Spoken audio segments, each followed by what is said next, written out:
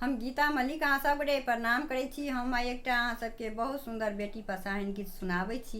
आशा करै छी अहाँ सबके नीक लागत तऽ वीडियो के लाइक कमेंट करब, चैनल के सब्सक्राइब करब, गीत के सब गोटा एक बेर के पूरा जरूर सुनब। बेटी लगनौती दुल्हनिया पे बलिहार जाऊं जी, बलिहार जाऊं जी। बेटी लगनौती दुल्हनिया पे बलिहार जाऊं जी, बलिहार जाऊं जी। पीसी पटन लगाबे दीदी चोटिया बनाबे, पीसी पटन लगाबे दीदी चोटिया बनाबे।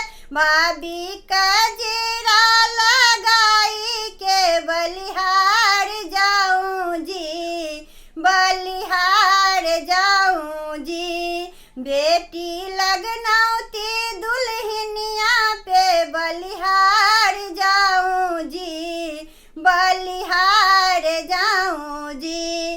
तेरे केस है लंबे लंबे, चोटी है मोटी मोटी। तेरे केस है लंबे लंबे, चोटी है मोटी मोटी। तेरी चोटी की गूथनिया पे, तेरी चोटी की गूथनिया पे बलिहार जाऊं जी, बलिहार जाऊं जी। बेटी लगनौती दुल्हनिया पे बलिहार जाऊं जी, बलिहार जाऊं जी।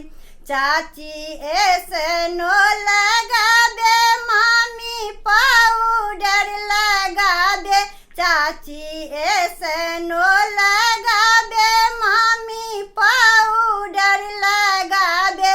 मौसी गजरा पहना के बलिहार जाऊं जी, बलिहार जाऊं जी। बेटी लगनौती दुल्हनिया पे बलिहार जाऊं जी, बलिहार जाऊं जी। बेटी लगनौती दुल्हनिया पे बलिहार जाऊं जी, बलिहार जाऊं जी। बेटी लगनौती दुल्हनिया पे बलिहार जाऊं जी, बलिहार